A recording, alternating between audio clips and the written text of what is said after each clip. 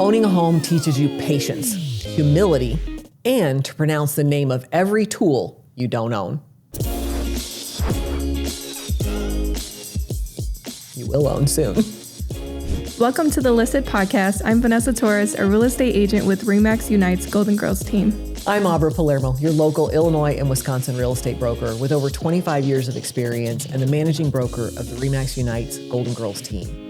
Listed is all about real agents talking real estate in Northern Illinois and Southern Wisconsin and beyond. If you're interested in real estate in our region or in general, you've come to the right place. How are you on this Monday? I know. Can you believe we just started a new month already? I know. It's crazy. I don't know where the time has gone. I don't remember most of last month. It seems like it just blew by. Well, then we got a fast month this month, so. Yes. And I know that days run together, but we've been out showing houses again. Like I'm seeing more buyers getting out there again. Yeah. Starting to see houses coming on the market again. Yeah, finally. Right. Finally. I know. Like I looked at the stats and I think we have like 80 some houses for sale. And I was like, wow, that's awesome. And I went, well, that's really still not enough, but We're getting up there. right. When 80 seems like a big number is crazy. Right. But it is wonderful because finally have buyers that are, out there looking and sellers who are starting to get their houses on the market as spring is finally starting to spring. Yeah. So it'll get better. Cold weather's over with, hopefully. Yes. Knock on wood. Yeah. Hopefully. At least by the time this airs anyway. Right. Yeah. So I know some of the things, we've been experiencing is the difference between national headlines versus local, what's going on. And I know you've dealt with this and I see this regularly, and working a client through a buyer who wants to make a low offer, $10,000 low, $20,000 low, even lower. Mm-hmm. How many times would you say this is happening to you? I feel like almost every client. Oh, wow. Like almost every client, they want a low ball, even if it's new to the market. Right. And that's when, we go ahead and pull up the stats of last month's and see how much was selling for, what was it? List price versus sale price, versus, right? Right. Right. Kind of give them an idea of the actual market. Right. Because again, they're thinking of the national headlines and everything and not what's here. We've pulled comparables for people too, saying, this other house you looked at over there sold for this price. And that really helps sometimes if they can see that, these houses are selling for what people were asking for them. Right. But it does. It happens all the time. But I really think that so much of it is people are seeing what's on the national news. Yeah. And and I don't know if that's what they're saying to you, but they'll say to me, well, the market's slowed down. I hear the market's bad. Yeah. I hear people are backing out of deals. No, not really. Not so much here. No, only if it's like required from their loan or personal financing or something regarding the money, but like just willingly back out. Not really seeing that. Yeah. I know once we get into the spring market, we might get multiple offers again. Right. It was crazy last year. Right. So. And I expect we'll be that way again because even like I said, right now sitting at 80 homes on the market, still not enough. Right. Last year, I think it was 40 or 50 homes sold every month. So that's a couple of months of houses. That's not enough to keep us going. Mm-hmm. Yeah. Yeah, I have a handful of buyers still waiting. So Right. How many buyers do we have that have been looking for years? Yeah. It's not a year, it's scary. Years plural now. Yeah. Myself included, like been trying to find a condo and can't find one that just fits, or somebody else goes and buys it out from under me beforehand. Yeah. And again, there's not enough houses though. There's not enough houses, there's not enough condos. We daily get calls about rentals. There's not enough rentals. Yeah. We just don't have enough housing available in our market. So it's definitely been a thing. Mm-hmm. Let's get started and take a look at this month's national real estate news. Homebuyers are backing out of deals at the fastest pace in nearly a decade. Home sales are facing serious headwinds as buyers grow more cautious amid ongoing affordability challenges and economic uncertainty. In December, more than 40,000 home purchases agreements were canceled, representing 16.3% of all homes under contract, the highest share since Redfin began tracking the data in 2017. Inventory is rising, and sellers now outnumber buyers by a record margin of nearly 47%, giving buyers more leverage and more willingness to walk away from deals. Some markets, such as Atlanta, Jacksonville, and San Antonio, saw cancellation rates above 20%, while pending sales also dropped sharply month over month. With cancellations rising and buyer confidence shaking, closed sales at the start of the year are expected to be notably weak.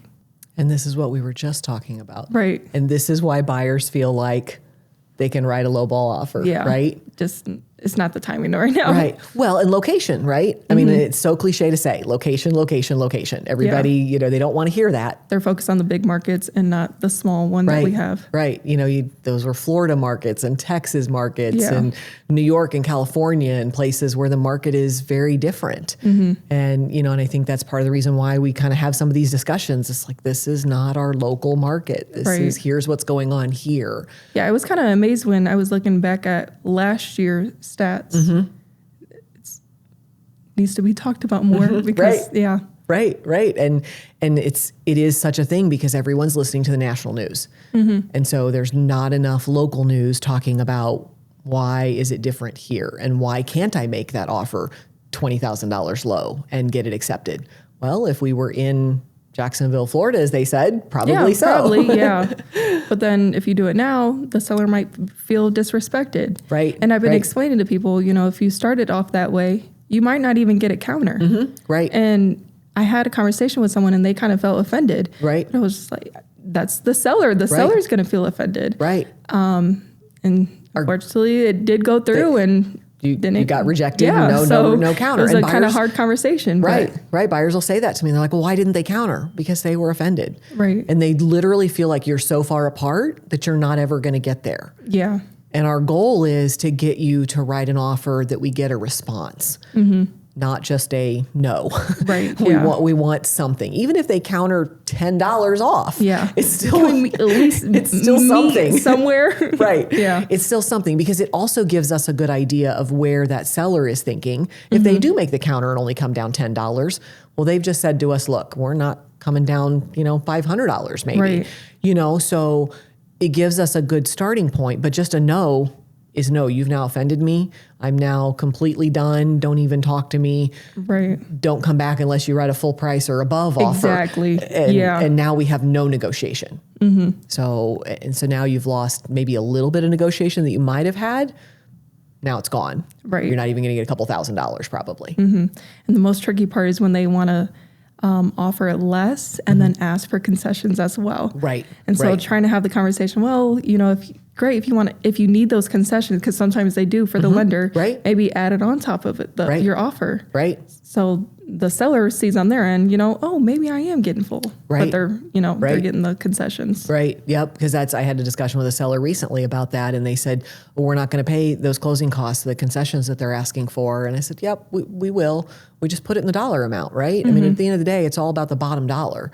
And so what's your bottom dollar? If the buyer needs to add those closing costs to that, that's their choice. That's their loan between them and their lender. Right. So, but yeah, if you ask $10,000 below and then you need another $5,000 or $10,000 in closing cost concessions, and then buyers don't realize the cost that sellers have in general either, which it's not their job to care about that, but there are costs. And so, doing that math, it does make a difference. Absolutely. But it was so funny to me. We had this discussion about buyers making offers low, and then here's these headlines. This is why that we have this struggle on a daily basis, because buyers are hearing this every day. Well, we're not Florida. I wish we were today. I wish. It would be nice. It'd be lovely. Right. But maybe not so much right now while it's, but it's also the difference in, is it a buyer's market or a seller's market? We are still in a seller's market. They in Florida are in a buyer's market. Right. Very different. Americans hit the brakes on driving, and it could shift the housing market in reverse. A growing generational shift is quietly reshaping housing demand. Americans are driving less. Younger adults are delaying both homeownership and car ownership, while older adults are aging out of driving altogether. Even as demand rises for walkable, transit-connected neighborhoods, most new housing is still being built in car-dependent areas, creating a major mismatch. Data shows vehicle travel per capita is down. Transit ridership is rebounding, and homes near transit are seeing outsized price growth in places like Phoenix and Austin, largely because supply is so limited. Economists argue this makes transit-oriented development a critical affordability strategy, especially as car ownership costs top $12,000 a year, and aging population need alternatives to driving. Without zoning reform and more housing near transit, walkable living will remain a premium instead of the norm. Well, and you think about the cost of building here in our area versus near some transit in the Chicago suburbs. Just that cost of building alone is different. So that's why people are building out in the rural area, more rural areas than in those transit already housing dense zones, because there you've probably got to tear some stuff down to build some stuff. Space. So I could see, but I think also like we've always kind of seen this because we are rural to such big cities. Yeah. And so, you know, for a long time, people were, no, I don't want to drive, you know, an hour out of the city. Well, then they sat for an hour in traffic. So they said, oh, no, we'll come out an hour because it's more affordable. And then fuel costs went up to $4 a gallon. And people said, oh, no, wait a minute, I'm not going to drive again. And so I feel like we've kind of always seen this up and down being outside of bigger cities like we are. And being in the business all these years, I think we've kind of always seen this in our area. But I do definitely think, especially as we have an aging population, that this is something that's going to be more of a factor. I think too, maybe that's why sometimes we're seeing some multi-generational homes again. Yeah, where people are, you know, living with their parents or parents living with them or vice versa, whatever, however you want to say that. Right. Yeah. And that might be the reason why people are waiting to get married, start families, and purchase a home as well. Right. Because of the affordability and all that. Right. And so, you know, they're staying in the city or in a bigger population area where it is walkable until they are ready for the house with the family and the kids and the dog and the picket fence and all the all the perfect, you know, picture that is the American dream, right? You know, because there are people who stay living in a downtown building or in a loft or an apartment or something like that until, you know, they're ready to have the kids and want a yard and want all the maintenance that goes along with that. Yeah. Yeah, but I think that's, you know, it's interesting. And I think also real estate is always shifting too, right? You know, fuel went to $4 and $5 a gallon. Well, that's going to make a difference again versus, you know, affordability of building and construction and availability of housing in general too. Right. We don't have enough housing, as we were talking about earlier. We don't have enough housing available, period.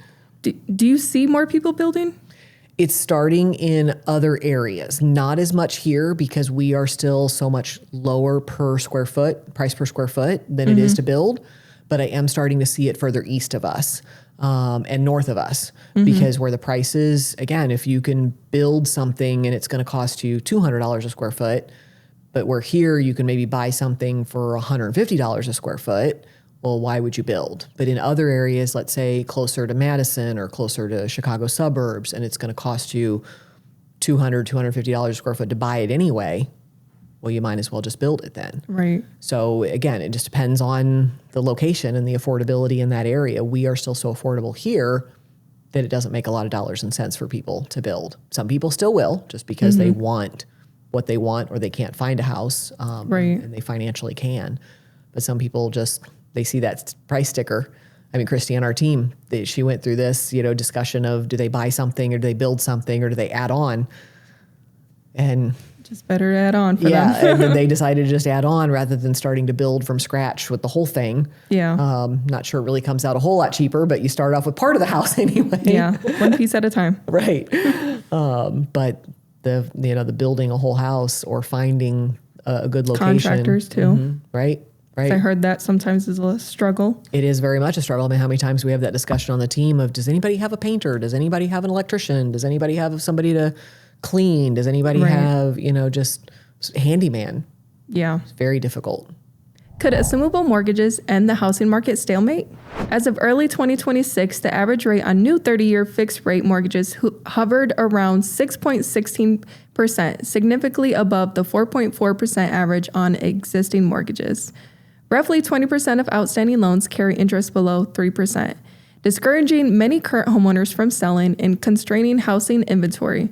Loans backed by FHA, VA, or USDA are assumable, compromising about 23% of the approximately 52 million outstanding mortgages. Wow. Aubra, what are you thinking about this? Right. I mean, so first of all, one of the reasons I think this is a great topic is because we're getting people talking about this more. And I think that is really going to be an added feature that buyers need to start thinking about or asking about, because it really, really could make a difference for a lot of buyers. And it also could free up some sellers who really aren't wanting to, sell because they're in this great mortgage, but maybe if they could go buy a property that was also at a decent mortgage for at least part of it, right, maybe they could motivate them to sell. Yeah. So I didn't realize that 20% of the mortgages were out there that are around 3%. I mean, that's a lot of mortgages out there, which is no wonder why sellers don't want to sell. Yeah. I mean, I think I ran across someone who said they had a 2 point something. Right. So, I mean, I don't blame them for wanting to stay. But right. Exactly. I think my last refi was at 2.75. Wow. And that at that time was like, why not get a refi rather than take that money out of an investment at 2.75% interest rate? It's not quite free money, but it's pretty close. Yeah, definitely. And I think that's where too, a lot of sellers are going, but now I got to go pay 6%. Right. And I have to pay the price that property values are now. And so they're really struggling with both of these factors. And I think a lot of sellers, not that we're already in a seller's market, but I think that it would really help some sellers to start marketing their home saying, hey, I have an FHA loan, I have a VA loan, I have a USDA loan. If you qualify for any of those, this loan's assumable. So, and I think also too, people don't really understand how it works because they say, well, okay, their loan is $100,000, let's say.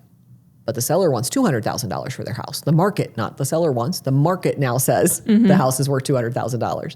So you get a mortgage still for $200,000, but $100,000 of that is at that existing rate, whatever that is, 2.75, 3, 4, all of those sound better than 6. Right, definitely. And then the other $100,000 is at the 6 or 6 1/4 or 6 1/8 or whatever we're averaging right now. So they're saving some money. Right.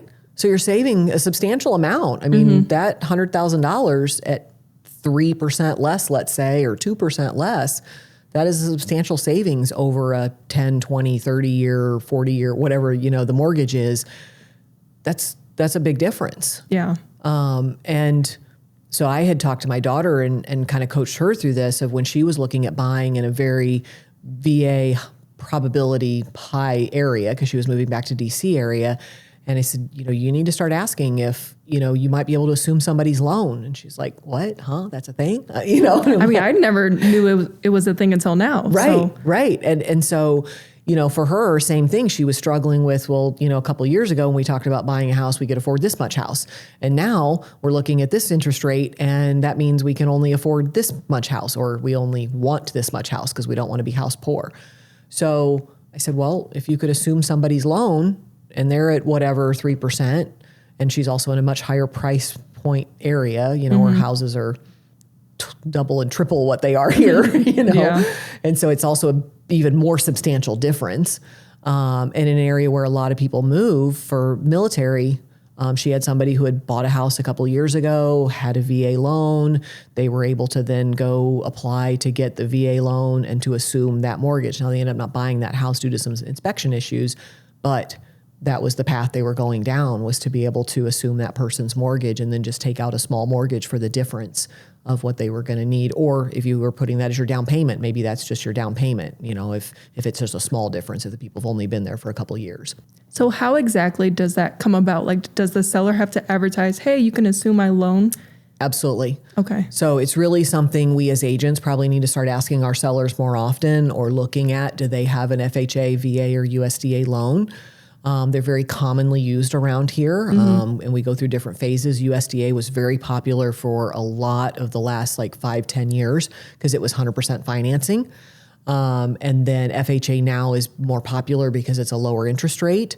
But there are a lot of people with those loans. Now, VA, you have to be a veteran, you have to qualify for the VA. So that's not as common in our area because we're not right next to a military base or military installation. We do have some, but not as much.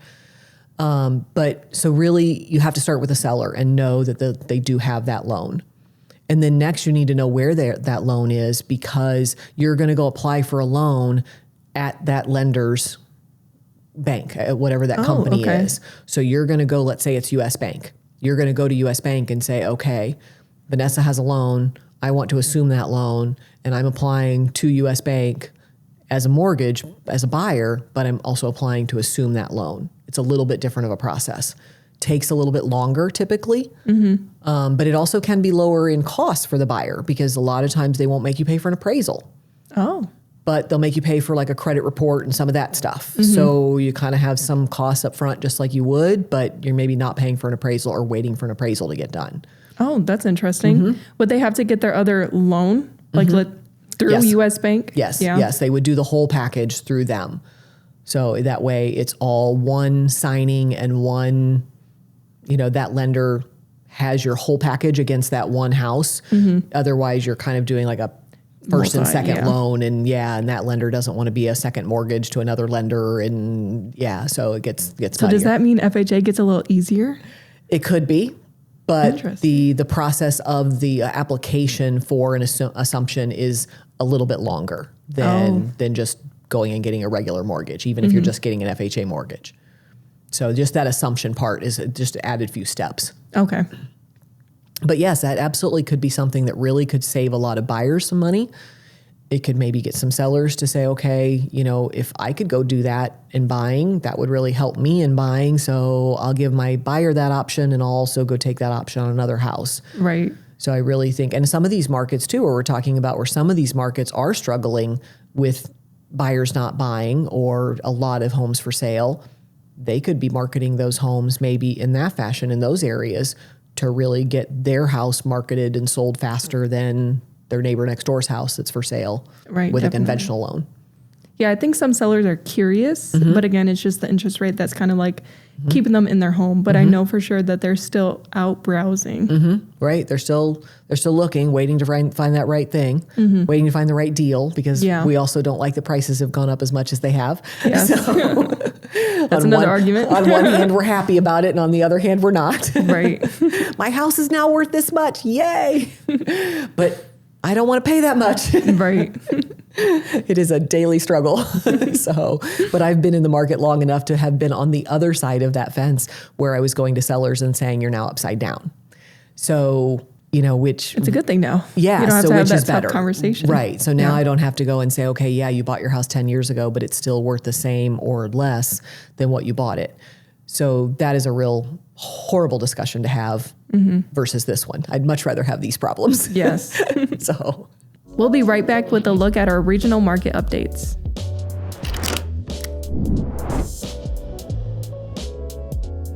All right, let's jump into the regional market update. Today, we're diving deep into Stephenson County, Illinois. Last month, 31 homes sold with an average sale price of $156,319. An average 91% list price to sale price. There was a few deals out there. To recap 2025 in Stephenson County, 584 homes sold in 2025. That's an average of 49 properties each month. $95,410,211 in total sales. wow. Oh my goodness. Right. Can't even imagine that. Right. There's too many numbers there. Yes. In Stephenson County. Right.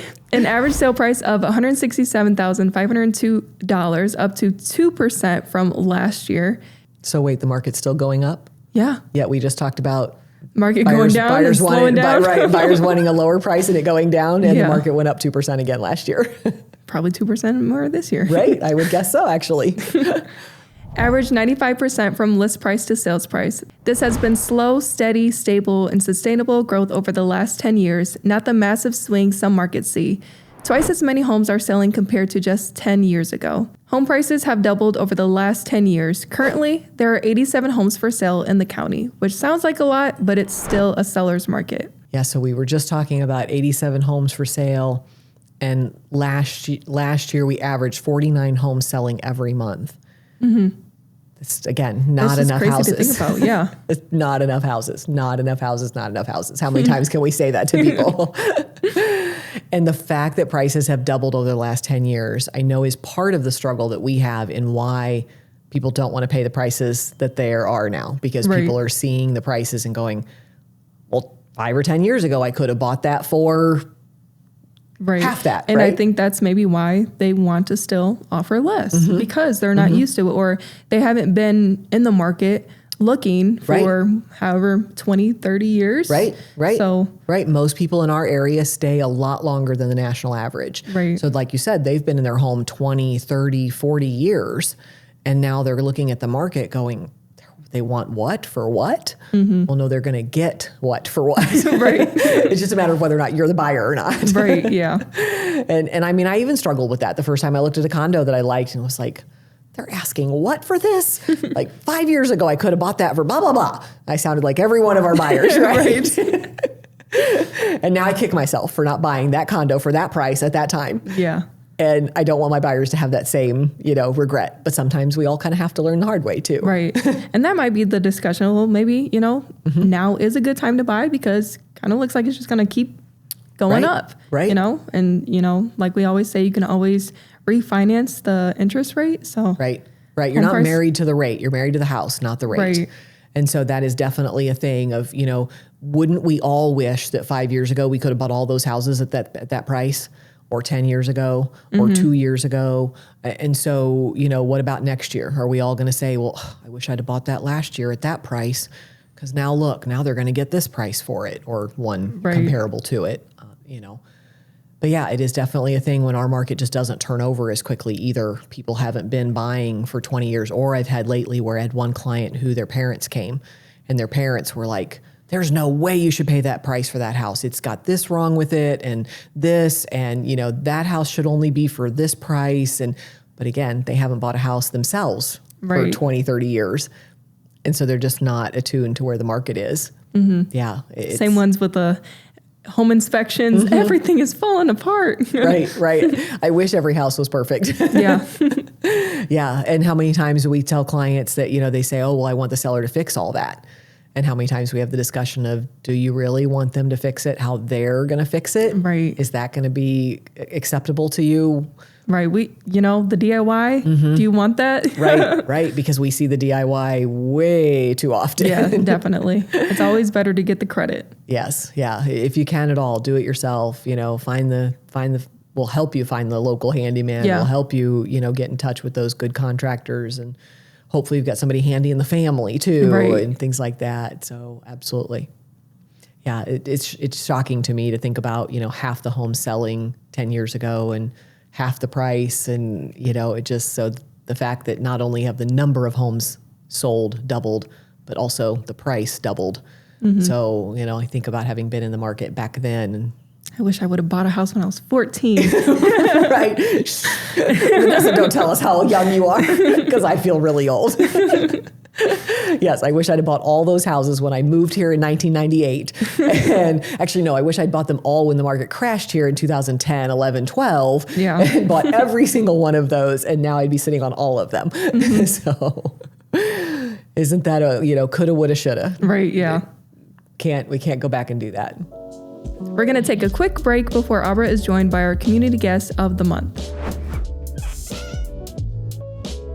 Today, we're joined by Laura Dickerson, founder and owner of Prime Revival Health and Wellness. Laura is a doctorally prepared, board-certified family nurse practitioner specializing in functional medicine after years in acute care nursing. Laura began searching for deeper, more sustainable ways to help patients truly heal beyond just managing symptoms. That journey has led her to functional medicine and ultimately to launching Prime Revival Health, where the focus is on treating the whole person, mind, body, and soul. Her work centers on education, root-caused healing, and personalized care, with a level of attention that often means spending hours digging into a patient's story to find the real answers.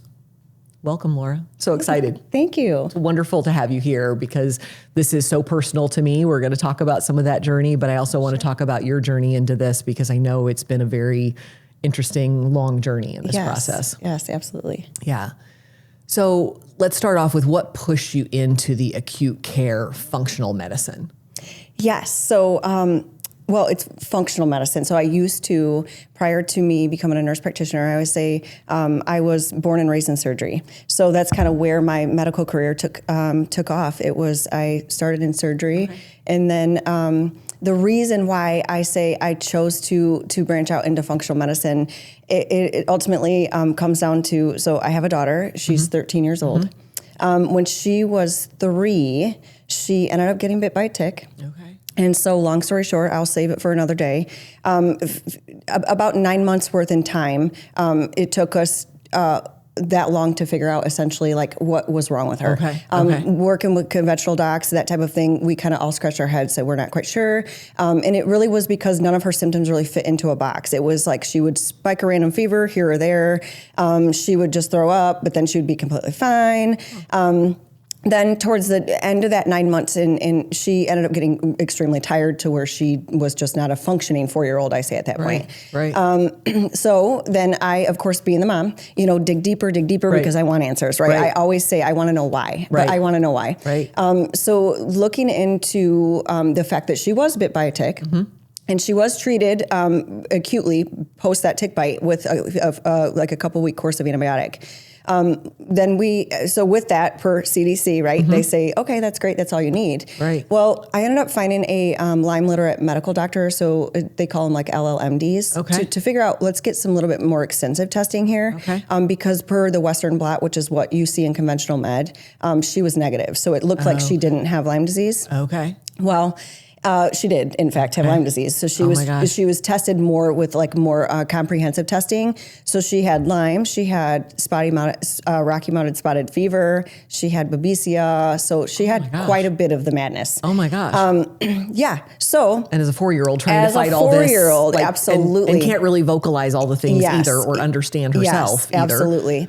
Yeah. So we ended up being treated, or she was treated essentially functional. So she was treated from a functional aspect. She really didn't have medications. It was purely dietary lifestyle changes, what you could do for a 4-year-old at that time, and then supplements, you know, and kind of just. But it was 2 years worth of time to say that she kind of was on the beyond that phase. She's still, I say to this day, she's pretty fine. You know, she don't have issues. If anything, she has a little bit of GI issues. But I say who lives in America, yes, does not have GI issues. Yes, right. With the things we eat and the things we put in our food, everything else these days. Yes. Right. So that really kind of piqued my interest. It wasn't that I just decided, hey, I want to just try functional medicine. It was more of like I had that personal experience with it. And because of that, I had she was healed, essentially healed through functional medicine versus in the conventional world, they had question marks and there was no answers for it. And so I say because of that, I had that experience with my daughter, and that's essentially where my passion started, because it is truly taking care of and healing people. Right. Because the body is amazing. And if you give it the nutrients it needs and the things it needs to work properly, right? Yes, so that is amazing. Yeah. And I remember mentioning to you that I had a friend who their son was diagnosed with Lyme disease, and you were like, there are other options. Yes, there are. There absolutely are other options. It essentially is a long journey. So meaning because usually we're conditioned with, here's a medication to just manage the symptom. So it kind of masks that symptom. Therefore, you think that you're better when really you're not. And so there takes a lot of patience when it comes down to wanting your healing to be done through functional medicine, just because it is, you're truly healing from that cellular aspect. Yeah, absolutely. Versus covering it up with a med. Well, but I think that's a lot of our traditional medicine versus functional medicine is we're treating the symptoms. Yes. We're not actually treating the issues going on. Absolutely. So, and I think we'll get into some of that other discussion later, but also I think that is just part of our whole system in general that we're battling in general. Yep. So when someone comes to you frustrated and out of answers, where do you usually start? Yes. I think that this is great because usually most of the time people are coming to me after they are frustrated and they've been years worth of time and no answers in the conventional world. And please understand, I'm not saying anything bad towards conventional med. I do say that we do need it when it comes to health, like acute management, surgery, that type of stuff. Like if there's an emergency, and some people are so sick that they do need acute hospitalizations. Right. However, what I say when it comes to like chronic disease management, when it comes to wellness prevention of disease. Conventional med is just not the key. Right. Ultimately. Right. So back to your question, where do I start? So I say I start with the basics. And the basics being, because if we don't have the basics, then our body can't do anything from there. Right. So essentially I just run my functional panel. So I look to see kind of the basic aspect of what are your micronutrients look like, any inflammatory markers. I look at, of course, getting the patient history. So like say if their primary symptoms are more in the GI aspect, I may run a stool study to see what's going on there. But I don't, I say it's depending on the need of the patient, will kind of determine which way I move with it. But I ultimately start at the base. Right. At the base. Because you're wanting a baseline of like vitamin D and iron and not just your regular, like, what is it, CBC or whatever panel. Correct. You're wanting more of like you said, your more nutritional type of things, your magnesiums and your irons and things that a lot of times aren't on a typical like CBC panel. Yes. And I always tell my patients, we think of vitamins as being so basic, right? Right. They are so basic. However, we don't think about our bodies from a cellular aspect. And those vitamins, essentially, they are necessary for cellular function to work properly. Correct. Therefore, if you're deficient across the board, those cells cannot do their job. Right. Therefore, you feel lousy. I'm not saying that that's the only reason why you feel lousy, but sometimes people just, that they're just micronutrient deficient. They need to optimize their vitamins, and they come to me 3 months later and they say, I feel amazing. That's all that was wrong with them. Right. So that's starting with the basics. Right. Right.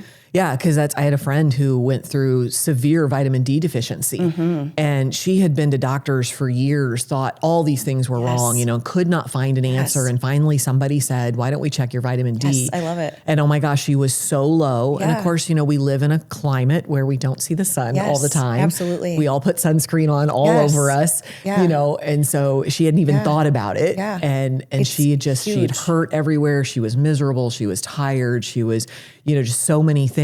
And everybody just kept kind of, we'll try this, try that, try this, try that. Yeah. And it was just some doses of vitamin C. And after about 6 months, because they were giving her high doses, she finally started feeling better. And it's amazing. Yeah. Again, it was basic. The little things, that make a difference. And there was some meme I just saw the other day that was like, well, if you don't take, calcium with this, and if you don't take, vitamin D with this, a lot of these things just don't even work right. Your body doesn't even absorb them right. Absolutely. So what's one of the biggest misconceptions people have about functional medicine? Oh, that's a good question. Misconceptions, I think, is more of what we've been, I believe it's more of like a conditioning, meaning we've been conditioned in our nation to believe that functional medicine is witchy or not. That's a whack way of thinking about medicine. Right. When it's actually not. And I love to bring this up, whether it is relevant to somebody or resonates with them or not. I will keep the politics aside. However, conventional med is what they call it Rockefeller medicine. Do you know what Rockefeller? Right, yes. Right. So prior to Rockefeller medicine actually was what I do, meaning it's healing, it's curative. And with that, Rockefellers, come along, and then they restructure med textbooks and that type of thing, and then kind of condition or teach, ways of disease management, right? Ultimately leading to a business, right? Not that there's anything wrong with that, right? Business owner myself, right? However, we've been so far removed from actual what healing medicine is, that now us that do practice functional medicine, it has not been widely accepted because of that. But actually it is true healing. It's healing medicine. Right. And because again, like you said, I'm not against taking a medication for certain things that I need a medication for and stuff like that. Yeah. Or maybe that extra step because maybe I can't get my cholesterol level or my blood sugar or whatever, But again, are there certain things I can look at that I can do some other things to, to take care of that on a bigger scale? Some things we can't do anything about genetics. Some people are just predisposed to higher this or higher that just with genetics and things like that. So you might not be able to totally fix it. Yeah, but absolutely. You can absolutely even help. I say this too. It's nothing that I completely do not shut out conventional med. There are times that depending, I see like somebody's lipid panel and it is way beyond what we are able to do in a diet lifestyle aspect, meaning this is more the risk of you riding this out is not okay. Therefore, I will direct them to see their primary care for more of like an intervention at this time. And then we can then work together behind the scenes to get things better. Right. But right now we have to get control of this, but you need to see your primary care for that. Correct. Absolutely. And absolutely. And maybe long-term you can cut back on taking some of those other prescription medications. But I also think too, sometimes some of that misconception is people hear vitamins and they think, oh, well, first of all, they're just a bunch of junk. You're just gonna run through your system and you're spending a lot of money. But there are differences in vitamins also. And that's, I remember one of the things we talked about initially and you were like, no, you need to go take the methylated version. You need to go take this one, not this one. So there are definitely differences in what you're just gonna buy off of a store shelf. You got it. Yes. Yeah. And so I love that you bring this up because I say 95% of my job is education, right? So if I educate and my patients get the right information, they ultimately are going to make better decisions outside of me. Because I always say their health ultimately is not determined just by our time sitting down. It is what they know and do outside of our visits. So if I can educate them at that time, then they can make that choice and make the right choice, right? So I never ever recommend buying vitamins off the shelf at Walgreens, Target, whatever it may be. I always say there is quality. Quality matters, just like in anything, right? Quality matters. And really it comes down to, it's not, you can read ingredient labels. So for example, you may have, you're going to get vitamin D. You want your vitamin D, so you go to the drugstore, you say, hey, this is vitamin D, perfect. It's right there on the label. But what we miss is that below that ingredient label, there is a little spot that says other ingredients. And that ultimately is what you should be focused on. I always say my standard rule of thumb is if you have more than 3 ingredients to that supplement, it is garbage for you and do not waste your money. Because you essentially, a lot of these companies that are poor quality, they do use like heavy metals. They use like chemicals, compounds and whatnot to make those supplements, which ultimately, you may have that vitamin D there, but you also are adding to the toxin burden in your body because you're putting all this poison in there. So you want to make sure that quality equals clean. Well, and I remember having this discussion with you because initially I was taking vitamins in a pill form and it would bother my stomach. And so I started taking the gummy form and you were like, but then Aubra, that's a whole lot of sugar and, you know, and a whole lot of other like syrup and gelatin and, you know, and things and, you know, and it was like, okay, but the pills bother me. And you're like, well, try these and see. And guess what? They don't bother my stomach. Now, of course, everybody's different, but you know, it was like, oh, okay. I was just putting crud in my stomach. And that's why it was going, don't do this. Yeah, absolutely. And so in that kind of brings up kind of probably what you said at the beginning of this question, the bioavailable form. So there's many vitamins that are out there, you know, your B vitamins, even your iron. So they're not bioavailable. And what bioavailable means is that your body, it's already broken down into the form that your body can absorb and use. Your body doesn't have to go through that extra step of now absorbing it, breaking it down, turning it into the bioavailable form. It's already done so. Because oftentimes your body can't. It doesn't have the ability to be able to turn that into the bioavailable form. Therefore, you're taking this, but your levels aren't changing because it's not there. It's just going right through you. And what's the point? So absolutely. So how do you explain root cause healing to someone who's never heard that term? Yes, I love this question too. I always give this example, and the example is, you know, this again goes back between the difference in conventional and functional. So somebody goes to their conventional doc and they have a headache. Headache. That's their problem. Their conventional doc is typically going to say, here's medication. You'll be on this medication for the rest of your life and then slap you with that diagnosis of headaches. When they come to me because they just can't get over this headache, but they've had it for years, it's going on since childhood, yada, yada, yada. I figure out why that headache's happening. There's a reason why that headache's happening. Whether it is a food that they're eating that they're intolerant to that they don't know, whether it's a hormone imbalance that they're just, maybe it's presenting in that way. Maybe it is a high toxin burden, which we all have to some degree. If you're not detoxing, you have a high toxin burden. Maybe it's a chronic illness, like such as a virus that just is laying a little bit active, but not enough to come out to where you're fully symptomatic. Maybe it's that. Maybe there's all different reasons of why that headache may be happening. And the fact that if it's not happening because you were drinking and are hungover, so you can essentially say, okay, you're dehydrated. We're going to figure out why that's happening, not give you medication and say, here, go ahead and have this for the rest of your life. Again, kind of the covering up the symptoms versus let's finding that root cause. So because there is something going on. And I remember also talking about that going through the hormone discussion journey of like a lot of women have migraines and that's a lot of their symptoms of hormone changes where you think, you hear the hot flashes, you hear the, moodiness, irritability, kind of things. Nobody ever said migraines could be a symptom of hormone shift and change. And so I remember seeing that on your questionnaire one time and going, migraines, what does that have to do with hormones? Of course. Yes. But like you said, everybody presents differently too. 100%, so how our bodies react. What's one small change that you feel like makes a big difference for your patients? You're saying like as far as what I offer them? My time. My time. And your education, I think really just the education factor of helping them. Like you said, even reading the label on a vitamin bottle. Who would have ever thought? I grew up with my mom telling me to read labels on food products. Didn't think about reading labels on a vitamin bottle, or would I have even known what I was looking at if I did? Yes, exactly. So, it says there's vitamin D in here. Okay. Okay, great. That's what I want. That's what I'm going to get. Right. This is what I'm going to get. Right. Absolutely. Didn't know that it was cruddy vitamin D or that there was a better one than another. Absolutely. Yeah. So no, I think I feel from as a patient of yours, I feel like that is part of it's the education you've given me of what to go look for and what to ask questions for. And even going back to your primary cares of, okay, can we try this or what about this and other things like that. Yeah, absolutely.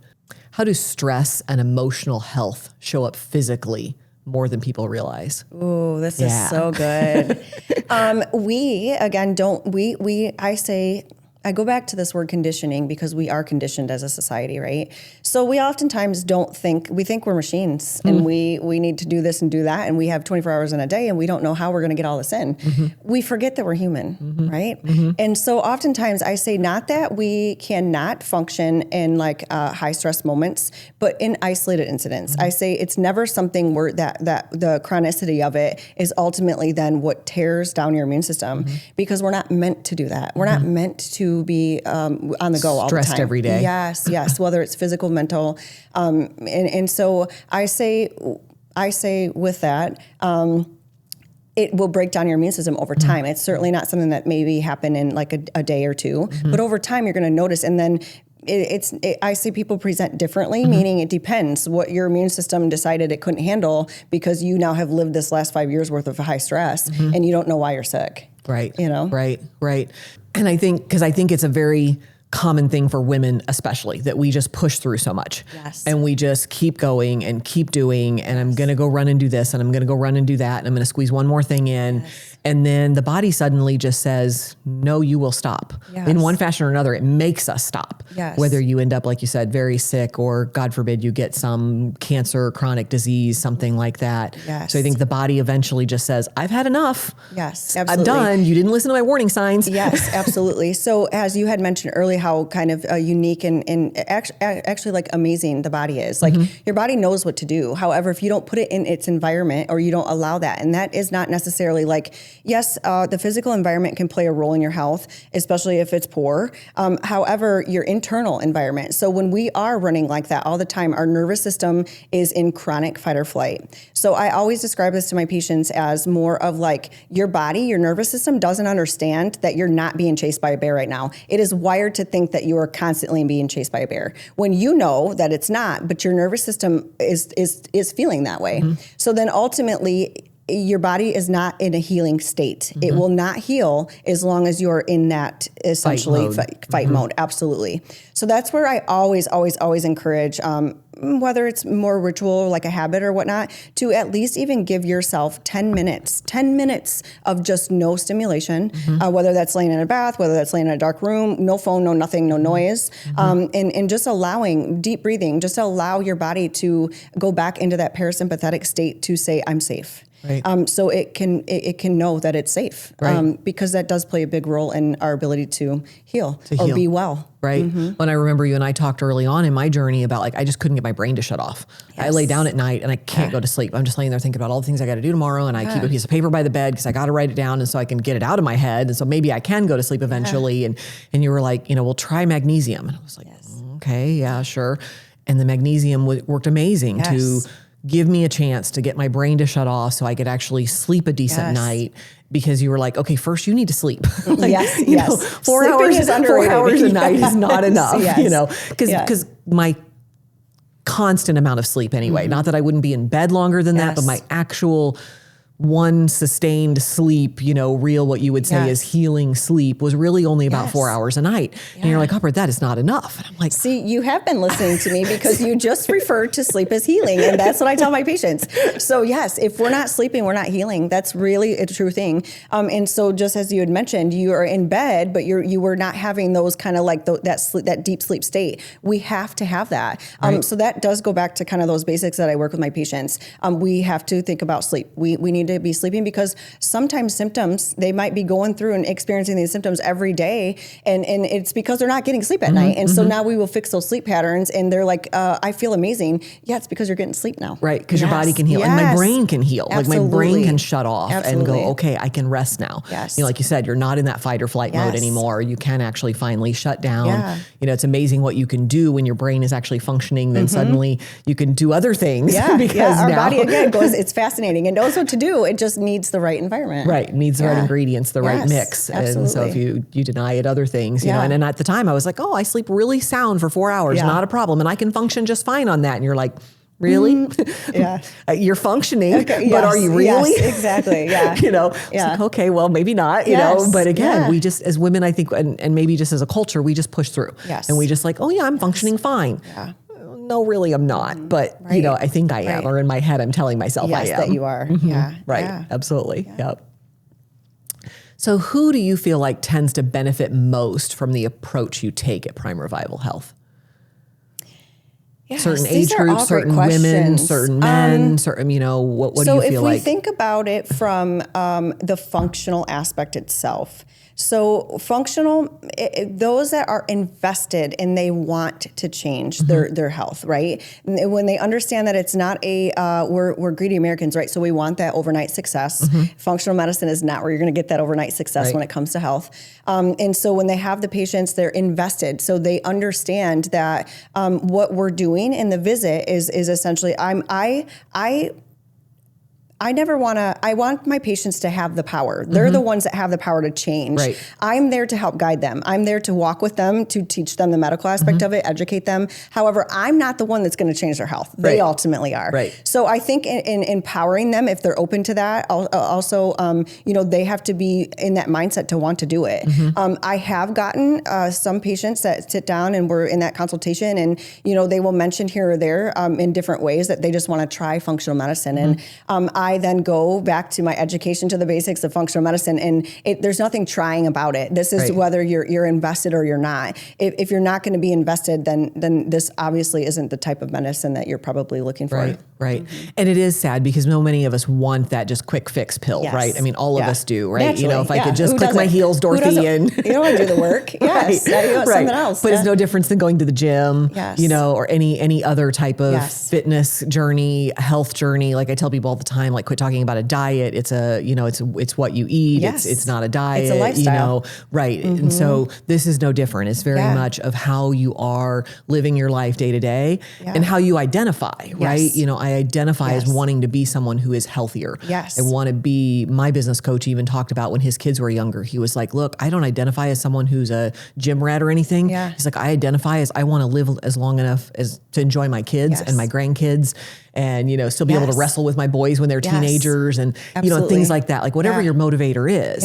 But, it's that long term. It's that investment into you. Right. You're truly investing into yourself. And we just, I think as a society, we forget to do that because we don't invest in ourselves. We think that we're just, going to live forever when, no, you're not. Right. None of us are, despite. But we can have a good quality of life as we age, or we can have one that is going to show every poor decision that we've made in life. Right. No, and absolutely. that includes food or whatever, Right. No, absolutely. I mean, I meet people and they're like, you can see somebody who is 40 years old, let's say, and you're like, oh, they have not taken care of themselves. Yes. And, or even 50 years old, and then I see other people who I'm like, they're 50. Yeah. They're, wait, Yeah. they look like they're 30 Yes, or 40, exactly. And so it's very much, especially like you said, as you start aging, it starts showing and it starts catching up with your skin and, and everything, your hair, all of it. And one of the other things I also say too, is as we age, as much as we don't want to believe this, we are less resilient than what we were when we were younger. Therefore, we could get away with a lot of things when we were younger and we still look good the next day. Today, as we age, you're going to show it a little bit more. Therefore, but I think that goes back to kind of your identity, understanding that, yes, I used to be able to do this. However, my life right now or my body right now is just in a different state of life and therefore can't tolerate that. Therefore, I need to make different changes. Right. Used to be you could go out and do crazy things and sleep for a couple of hours, no big deal. And now I'm going to pay for it. Yeah, absolutely. Yeah, absolutely. So I know a couple things we've talked about, but one of the things I wanted to mention was, really talking about women versus men. I mean, I think some people, we've kind of mentioned a couple times of aging, but I know it's a factor for us as women as we age, as suddenly your bodies are changing. And again, your primary care says, okay, you're just at that age, it's okay. This is normal, whatever. Sure. And I grew up in a generation where no one got treated for hormones and, and it was take this for a hot flash and, just deal with it kind of thing. Yeah. And so, but again, back to that functional body of looking at, okay, there are things you can do to help age better, I guess. And kind of as we were talking about a second ago, there are things you can actually help with. I mean, moisture in general, your body becomes drier as we age. You're not drinking enough water. You're not using the right lotions. I mean, I told my team somebody this a while back. She's like, Aubra, your skin's so good. And I said, look at the ingredients on your makeup. Look at the ingredients on your facial cleaner. Absolutely. Sometimes the first ingredient is alcohol. Yeah. Wait, what? Drying your already dried face. I'm going to dry my face out so I can put moisturizer on it. And so I can put some more moisturizer on it. Hold on. So sometimes it's also starting back at those basics of what are you using. People don't think about your skin as an organ. Right. Your skin is your biggest organ. It is, absolutely. And it's one of your biggest detoxing organs. And so I think skin is great. But going back to kind of what you were mentioning as far as like longevity and being youthful and that type of thing, hormones. Right. It is, of course, we and myself included, obviously didn't understand the value to hormones until I got into this arena of medicine and learned, of course, there's difference between synthetic versus bioidentical. I offer bioidentical hormone replacement therapy. And I think the biggest thing that I say, we've been conditioned to believe that hormones are harmful. So there is a difference. The safety profile on bioidenticals versus synthetic is vastly different. And so with synthetic drugs, right? It's a drug. Remember that the compounding agents are ultimately what are toxic to your body. It may not be the actual testosterone or estradiol in that synthetic drug. It's what they make to bind that. Versus your bioidenticals are all derived from like plant-based compounds, meaning we're organic beings. We're made from the dirt. And so we like those things. We don't like things that are not essentially poison to us, right? So with that, I always say, FDA just came out and they removed their black box warning from estradiol as far as it being harmful to women. But I also love to plant this seed. I tell everybody that they say, oh, doesn't estrogen cause breast cancer? And I say when it's done appropriately, right? So you have a greater risk of estrogen dominance with cancer, right? And that's just more of your body's inability to metabolize out estrogen. Those are approached differently versus when you are in menopause and you have zero estrogen, you also are at risk for cancer, right? So there is, from a bioidentical aspect, there is a goal that we're shooting for that actually is therapeutic and is health protective to you. But I also say going through McDonald's will cause cancer. Therefore, pick your poison, right? And so understanding though, I say it depends on your approach. If you want the synthetic aspect, that's fine, but know that your safety profile on that type of hormone replacement therapy is vastly different than your bioidenticals. Right. And again, it's about monitoring the levels. Like I'm someone who suffered through endometriosis. And so I have another friend who also has been through endometriosis. And she's like, oh my gosh, Aubra, you can't take estrogen. Like, well, first of all, at certain levels I can, absolutely. And I had none. And so my body needs something. Otherwise I feel awful in general anyway, which is also not good. And so yeah, back to that, the body needs levels of everything. Correct. We are built a certain way for a reason. Yes, absolutely. And so I always say, because I'll get some females that say, well, am I now going to not have my menopausal phase? Are we not? No, we're not disregarding that or allowing your body not to naturally progress into that. However, we are supporting your body and giving you these nice therapeutic ranges of this estradiol, because this is what your body wants. It's not that menopause isn't happening, because it does happen and it's there, right? And it's not that this reverses menopause, nor does it recreate ovulation. Therefore, if you're deep into menopause and you go on hormone replacement therapy, you are not going to get pregnant. Right? We're not going to recreate ovulation. So your ovaries are still shut down. So it's really, I say every patient is different. And if you have a provider that is thinking that everybody fits into one box, that's ultimately, I say, may work for you, may not, but I say from my experience and what I've seen, I really don't have a strict blanket protocol that I treat every single female in menopause the same way, because everybody is so individualized and so very different. Right. Well, and I know that a lot of people, there's a huge misconception as well for women that they don't need testosterone. Yes. And I remember having that discussion with you. Like, testosterone, like I have testosterone, first of all, didn't even think about it, didn't even know that, I mean, of course, I don't come from science background. And so it was like, what do you mean you're going to give me testosterone? Yeah. And it was like, you were like, well, no wonder you feel tired, because you have none. Let's give you a little bit of this. Yeah. So I always say, of course, like our, as females, our primary hormones are estradiol and progesterone. Testosterone is icing on the cake for us, meaning if you come maybe in like a perimenopausal phase and whatnot, balancing that progesterone estradiol is going to be my priority. And it's not necessarily that I'm just going to smack testosterone on you and say, okay, fine, this is going to do you well. Yes, it will give you a little bit of help and you'll feel a little bit better, but that's not your primary issue. So balancing that first and then bringing on that testosterone. Postmenopausal gal, a little bit different, just because they have zero hormones across the board. Therefore, I'm more inclined to support all those hormones at one time from the get-go. Right. But yeah, so I say testosterone we have a little bit of it as females, but also men have a little bit of estradiol as men. It's just their primary hormone is testosterone versus ours is our estradiol. Right. Yeah. Right. And I think a lot of people also think of all of this as, again, an aging thing, but I know you've mentioned to me before, and like I said, I know you can't talk specifics about a specific client, but in general, I know you've mentioned to me before that you've had clients who even in their 30s or even after having a baby or things like that have come to see you because, again, so frustrated because they just feel awful. I mean, if I had been WebMDing all of my symptoms, I'd have thought I was chronically dying of cancer tomorrow. Sure. Yeah, ChatGPT these days, So I will say, and I think what I have seen, and this is just kind of my clinical, I suppose, observation, maybe what I've seen over time with these gals in their late 30s, and they are coming in there now, all of a sudden they have all these symptoms that maybe are cyclic around their hormones. What has happened and what I've concluded is that many of these females were on birth control for decades of their life, which that's nor here nor there. However, that essentially their hormone imbalance has been there for quite some time. However, it was never, they were never presented with it or experiencing it because it was masked by that birth control. And then they went through their childbearing years, had their babies, whatnot, don't wish to go back on birth control post babies, right? Now they're in their mid to late 30s and they're like, I have all these hormone problems, which was likely a problem long ago, but they never knew about it. Right.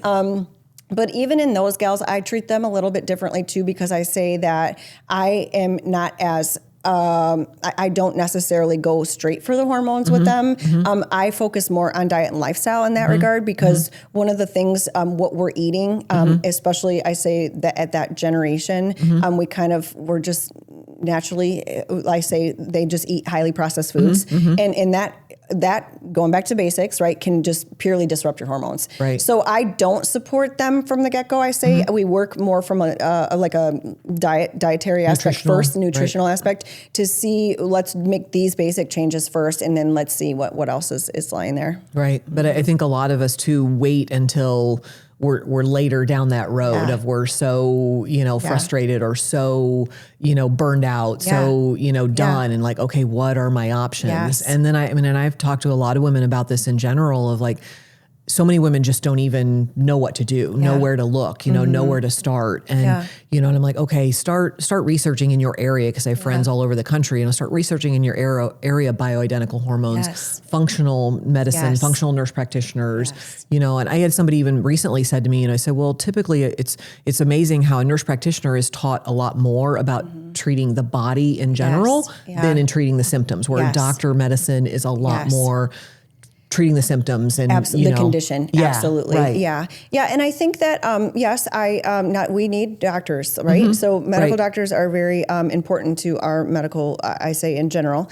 But it's just a different approach. We are, just kind of goes to the difference there. Medical doctors are trained on a medical model versus nurse practitioners are trained on a nurse model. We ultimately were also nurses for many years of our lives prior to being in this role. So I say there's more of that nurturing aspect, and it's nothing that is discounting the MDs because we need them. Right. It is more of it's just a different approach. It's a different approach. And naturally I say, because we have the more nurturing, most of us are female. So we're female, we're going to nurture, right? That's what we do. That's at our core of our being. Right. So I think that plays a role too. Absolutely. Yeah, definitely. I think kind of talking about, we've hinted on a few things, we've talked about a few things, but most of you know that I'm a positive person. The sun comes up and I'm ready to go. This time in my life, when I met Laura, had me to the point where I did not want to get out of bed. No motivation, no satisfaction, nothing made me feel, and I don't want to say good is the right word, nothing made me feel whole, nothing made me feel right, I guess. And I've mentioned this before, as women, we push through. This had been going on for over a year. My former primary care said, you're at that age. Just love that statement. This is normal. Kept offering me medications to treat symptoms, to deal with hot flashes, or to deal with just, moodiness and, and not quite depression, but just lack of motivation. And I knew those all have other symptoms and other issues. And I also felt like there were other things going on. It wasn't just, I'm tired. Like I mentioned, if I'd been WebMDing my symptoms, it would have been, okay, you've got some chronic whatever, and you're going to die tomorrow, because everything was just so off. At the time, I was spending a lot of time in Kansas City with an aging grandmother, with several friends who had also recently been through this journey and were at that age in their life, and had doctors that they'd started asking and learning and going through questions. And several of them had found bioidentical medicine and different nurse practitioners. And so I said, okay, I'm in Kansas City right now a lot. I will go see some of their doctors and start asking some questions, start trying to find, what are my options, mood swings, hot flashes. People hear about those things when you think about aging and hormones and different imbalances. But it was, like I mentioned, like hair loss, hair thinness. I don't have a lot of hair to begin with. Skin's being so dry. And I know when I finally got to see you, it was everything. You were like, your iron is low, your vitamin D is low, my vitamin B was low, my magnesium was low. You're like, no wonder you feel awful, and it was like, I had no idea that those things, just alone. I mean, even the other day I woke up in the morning and was like, okay, it's been kind of a week. Really don't, tired. And I took an extra vitamin B that day. I don't take them every day, but I took vitamin B that day. And then like an hour or two later, I felt better. It's a lot of people's caffeine version. I'm not a caffeine person, but it's, it's that natural, okay, give me a little bit of boost, help me get going, help my brain to start, functioning. Yes, absolutely. And some people, again, mask that with caffeine and alcohol and, other things, and so whether we're medicating or we're medicating, right? We're medicating in one fashion or another. And so I had really not started looking at all of this, and I don't think I would have made it through that year of losing my grandma and that next year of some of the things that had happened with me at work and things like that if I had not been on this journey, thankfully, the year before, of starting to ask questions and starting to look at. And because after about 6 months of you and I starting to look at, okay, all these things, I started feeling so much better. And it wasn't a prescription thing. And again, like I said, some things, like I said, you're predisposed to higher cholesterol, for example, or, whatever, like you mentioned, some things you just can't take care of, diet and exercise. I also know I'm never going to exercise enough to eat all the things I want to eat. I learned that a long time ago. So, it's not that I'm on a diet. It's that I'm just trying to eat sensibly because I don't want to go work out for 4 hours tomorrow. Exactly. Because I know I'm not going to, so things like that. But I think a lot of people just don't talk about this enough. And that's really why I wanted to bring you on. Cause I think as a population in general, we just kind of, again, let's just take a pill. Let's just fix it. No big deal. And so many of us, I think, are running around just trying to mask the symptoms. Yeah, and so I always say this, that, from your conventionals, you'll hear them say, this is menopause, these are your symptoms, and this is normal. I don't disagree with that statement. Right. It is very normal. Menopause is normal. It's natural. And symptoms are there. I say it is your choice how you want to outlive that chapter of your life. Right. You can ultimately live by feeling awful, or you can choose to support your hormones because they are key ingredients to our recipe, right? Our body, our well-being. Right. And so that ultimately, it's not going to, I say, disrupt your menopausal aspect, anything like that. It ultimately is just going to give you those key ingredients back to make you feel better, to give you that best life that you ultimately want and deserve to live at that time. I always wish this was possible, and this was never, ever be possible. If you say, on your hormone journey, we took you at that beginning and we fast forwarded you 10 years with bioidentical hormones on board and with them not on board. And then we could look back and reflect and compare those two, you being the same person with or without. And I guarantee your health, your physical self, as well as your health, would look vastly different between the two. Yeah. Right. Yeah. Yeah. 100%. Just that year or two, I had already been struggling. Yeah. I can compare, the difference of how I felt then versus, now and the things, what would I be like, or what would my life be like? Because, when you're miserable, guess what? That comes through in a lot of other things in your world. Absolutely. And so, and this aging thing is not for the weak. Yeah. And it is not, nobody prepares us for it, right? Nobody prepares us for it. Yeah. And, and we have aging parents we're caring for, or other things, or grandparents, or, whatever it is. And so if we're not taking care of ourselves in as much of a fashion as we can, obviously I'm not saying I eat the best every day and I, don't have a drink and, all the things, but at the end of the day, what else am I doing to try and keep the rest of me in the right level and the right ingredients? Yes, absolutely. And I think just understanding the value of sex hormones, we think, I always say this, we have sex hormone receptors on every aspect of our body, meaning we have receptors on our brain, on our heart, on our muscles, on our bones, everywhere. And so I always bring up the example of a plant. So you slowly start to take away water from a plant, what happens? Slowly dies. It slowly dies. Right. That's your quality of life without sex hormones on board. Right. Versus you bring sex hormone on board, that plant's going to look amazing until it dies. Right. Look amazing, feel amazing, all those lovely things. So it really is. It just ultimately is a choice. I also say too that it's not as if we're using sex hormones or bioidentical hormones to actually treat a condition. We're treating, it's more of like longevity wellness prevention, right? So there are they're health protective, for lack of better terms, right? So it protects your body. It has anti-inflammatory properties. It gives you those receptors and those cells, the food that they want, ultimately helping them age gracefully. Right. Yeah. Right. The other thing too, I want to bring up just briefly, men also go through what they call andropause. And so how most men, and I get it, men are more stoic in nature in general, which is nor here nor there, versus women. So we know as menopause and we know women in menopause and all of that lovely stuff, right? So we outwardly show it much more differently than men do. Right. I do say women are more complex. They are naturally, but there's nothing wrong with that. But testes in a man are just equivalent to ovaries. So I always ask the question to my guys. I'm like, if my ovaries can age, why can't your testes age? And they'll be like, oh, right. However, their symptoms are usually much more subtle. Right.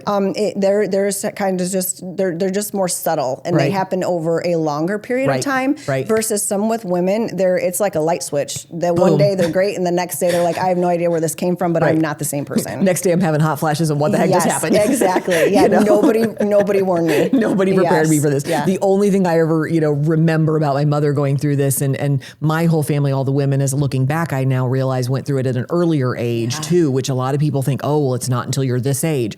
No. everyone is different and every Yes. family is different and Yeah. every genetic is different. And so Yes. looking back, realized that, they all went through it at an early age. The only thing I remember being that teenager with my mom being like, it's so hot in here. It's miserable. Yeah. That's the So only you- thing I remember. Yeah.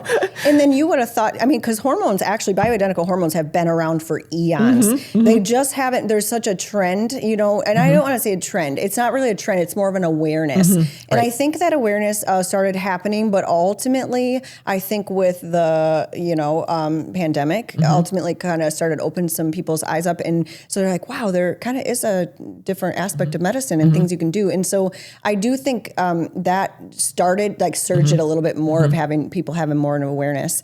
But because they haven't been around forever, but for example, you're talking about your mom having those hot flashes when, she was younger, they were there, they were around then. It was just that nobody offered them to the degree of what they're offered now. Well, and again, it was very, you're not supposed to take estrogen and, and things like that because that's going to cause you cancer. And, so don't do that because that might kill you. But, but I don't know, my mom on hot flashes might have killed us too. Well, So, that's a very good point. Very true. Yeah. But and I think also we are actually now getting to a time, maybe more in the last decade, where people are really wanting to be more aware of what they put in their bodies. Yes. Food, I see that with farmers markets. I see that with local grown farmers in general, where people are caring about the ingredients that, went into their foods. Yes. And so I think that has also filtered into from our foods. Now it's starting into our medications, again, where people are starting to look at, okay, why am I, having these things? Why do we suddenly have more of this disease or that disease or whatever? And so looking at, well, maybe it's what we are putting in our bodies. Yeah, it is. It absolutely is. And so I say this, and this is something I stand firm on. 5% of our genetics ultimately determine our outcome in life. Wow. It purely comes down to your choices, your dietary and essentially your environment, meaning what you're doing, because our bodies, this is where I go back because they are truly fascinating. They know what to do. Your cells are programmed to do their job. And oftentimes when a disease, a symptom, or I don't like the word disease, condition, when a condition is happening, or symptoms are happening, is because your body's protecting yourself. There's something it's not happy with.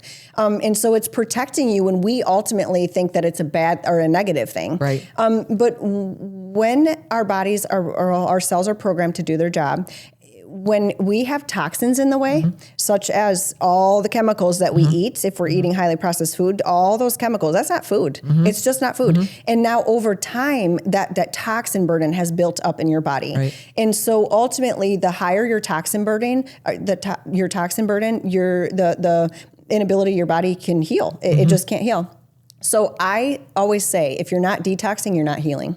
If you're not sleeping, you're not healing. Right. So doing routine detoxes, of course, that goes back to, yes, watching what you put in your mouth, of course, but making sure that you're kind of being mindful and doing just some routine detoxes is going to be important to get that stuff out and allow your body or your cells to be happy again and saying, hey, I know what to do and there's nothing in my way. I can actually do my job. I can actually do my job. Well, and a lot of times we don't pay attention to those things too, when it's raising the flag going, hey, I'm not happy. This is not good, and we don't pay attention to the little things until it gets to be a big thing. Yes, absolutely. So, absolutely. Yeah, and that's that's definitely something with, like you said, about what you're eating. It's a thing, and I think, like I said, I think now people are starting to look at that in their medicine as well as not just what they're eating, and skincare, healthcare, all of those things. Go I together. always, like I had mentioned at the beginning, I have a 13-year-old daughter. I think education, right? Education is so important. So I love to inform her. So one of the things, I don't know if we've talked about like the Yucca app. There's an app. Yeah, the there's Yucca apps app. for everything, Yucca, but I favor the Yucca app. I think it's great. One of the things that is a firm rule, like she loves to go, she's at that age, so she loves Sephora and Ulta and all that wonderful stuff. Right. So she will bring me, her basket, Mom, can I get this? Can I get this? And my first question to her, I said, what does Yucca say? And so she'd be like, I didn't check. So I say, well, let's check. So we get the phone out, we check, and she knows if it's like a 70 or below, the answer is no. And she's fine with it. She's fine with it. So I say that just goes, the more we know, the better off our next generations are going to do by us educating them to with that. Yeah, like I said, because that's what I started that journey after talking to you at one point of realizing, well, gosh, I've been looking at food labels and, box labels and things like that, but I've not looked at that in my own skincare and hair and things like that. And I've always known that like you buy some of the better products and like my hair would be happier and things like that, but I didn't really look at the ingredients of them and why. Yeah. And so, that was an amazing journey to start looking at better lotions and better, facial care and things that was like, oh my gosh, I'm using all of this, horrible chemical on my face. And you just didn't know, like you don't know what you don't know. Right. Yeah. Right. Yeah. And again, you think you're buying a quality product or you're spending a little expensive. More and it's like, or it's a brand that you're like, oh, I really hear, that stuff's great. Well, not so much. Yes, absolutely. So, absolutely. Gosh, Laura, I think we could probably keep going for hours. Absolutely could. Yeah. But I think our listeners would love if we, maybe continue this another time. Okay. And we would love for you guys to message me or, comment or something and let us know if there's other questions that you want to have us come back and talk about. Yes, I love it. So if people want to contact you or reach out to you, find out more, come in for a consult, whatever. Yeah. Phone call, website, both, either. Phone call, I feel like it's best to just call the office. Okay. And you can call the office, 815-708-2808. And I always say, this goes back to me trying to practice and be, have that good, healthy balance with myself. I am a small business, therefore I am not open 5 days a week. And that is ultimately because I deserve my own time. My child deserves my time, my family, all that wonderful stuff. And so understanding that I am not open 5 days a week, but we get back to you the best that we can, and basically screen. So depending on what you're interested in, we can kind of go over some questionnaires and whatnot and figure out if our services are a good fit. Yeah. And I think, I really appreciated when you started your own business that, you really set the ground rules at the beginning and you were like, I'm not going to kill myself, Aubra, and work, 80 hours a week. And I'm not trying to, win the marathon of, I have 1,000 clients and, and that stuff. Quality of life is important. At the end of the day, our time is all we have. You're absolutely right. And we don't know how much we have, right? And so I always say we're here one time. And I could, you can sell your soul to whatever you want to do, but really if you ask yourself, is that a way to prioritize yourself and your spirit just in there? And the answer to that, well, if you ask me, is no. It's not worth it. No, no, absolutely. And then I always say if I'm burnt out or not enjoying my job anymore, then ultimately that reflects then on my patient care. And I care and I'm too passionate about what I do. So I don't ever want to be that person. I want to always love what I do. Right. Absolutely. I had a client one time who didn't understand that I was taking care of a family member and I could not see them for a couple of days. And I'm like, I'm sorry. If you don't understand that, then I can't help you.